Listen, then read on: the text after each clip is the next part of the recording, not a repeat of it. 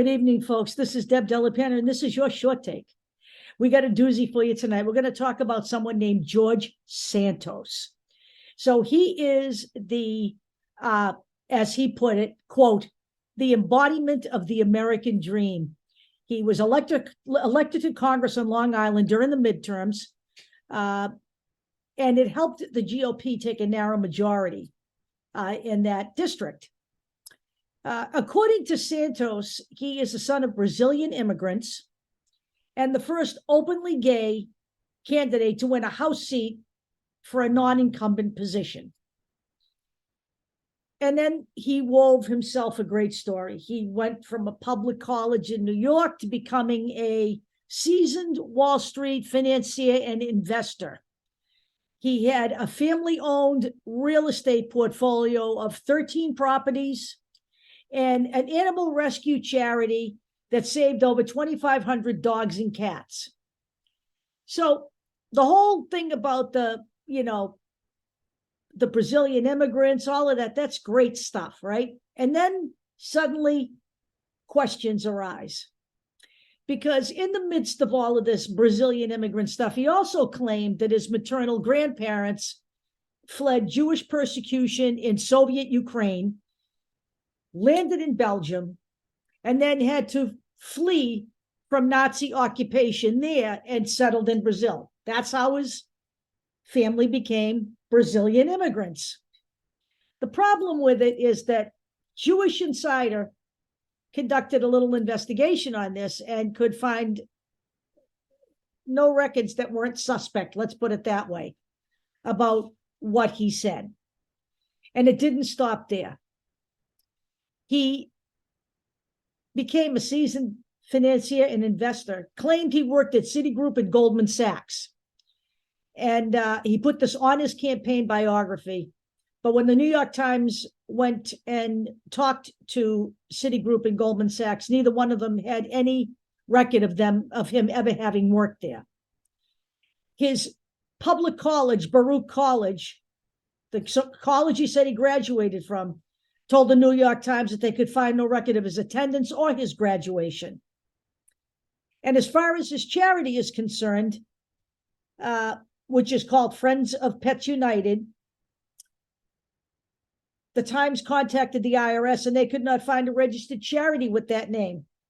Now, one person who worked with him, he held an event for her. One recipient from the charity said that she never received the money from him. This gets worse, right? On his financial disclosure forms, he lent his campaign almost $700,000 during the midterms and has donated thousands to other candidates from the GOP. He also reported a $750,000 salary and dividends of over $1 million from his company called the DeVolder Organization. Now, he calls the DeVolder Organization his, quote, family sperm, which managed $80 million in assets.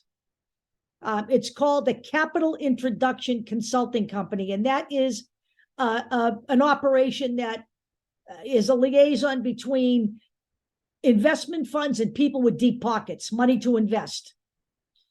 And the problem with all of that is that it's odd that a company of that stature with that much money to manage has no website, no listing on LinkedIn anywhere.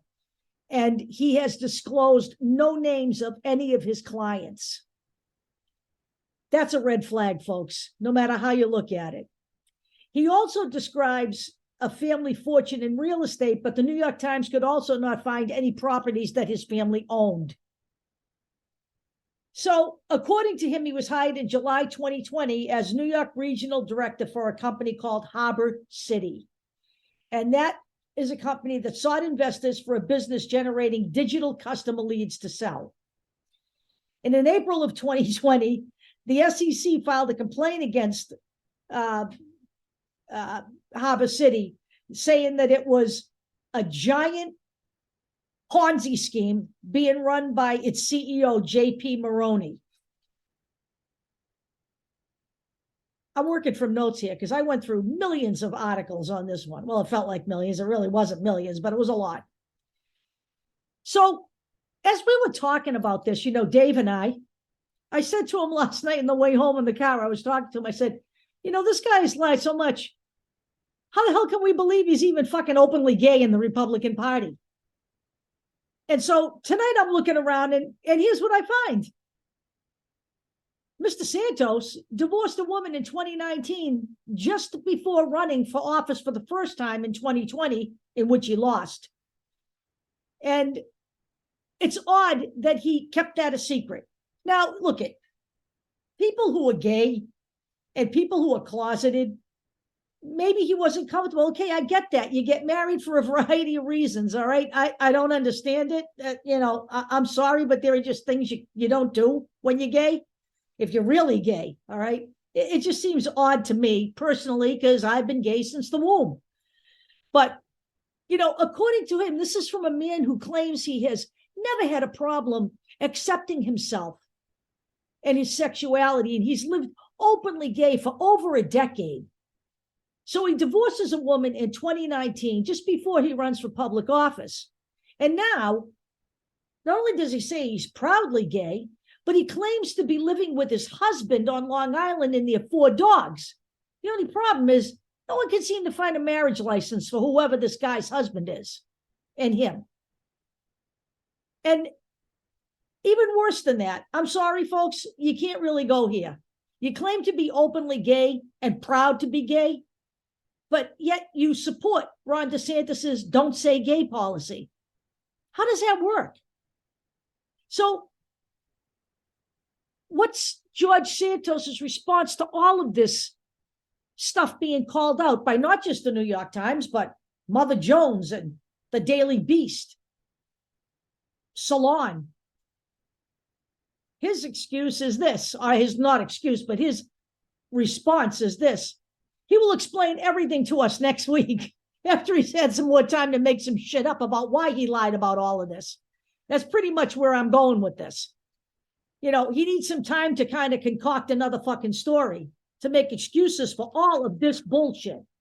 And this brings me to my point. Candidates. There's no fucking law that says this guy can't lie and run and be elected. He's about to be sworn in January. I'm suggesting to you that this cretin should resign before he even bothers to get, sworn in.